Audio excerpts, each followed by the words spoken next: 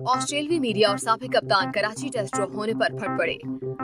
ऑस्ट्रेलियाई मीडिया और साबिक कप्तान ने कराची टेस्ट ड्रॉ होने पर पैट कमिंस की कप्तानी पर सवालात उठा दिए।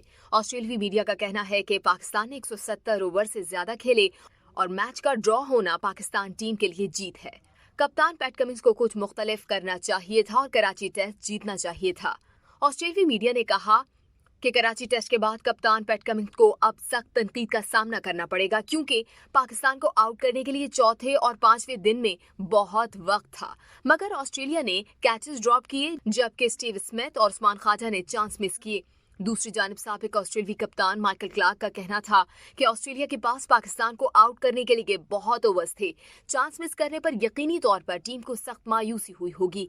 माइकल क्लार्क ने कहा कि पाकिस्तान को फॉलो ऑन करना चाहिए था। ऑस्ट्रेलिया को ये टेस्ट मैच हर सूरत में जीतना चाहिए था।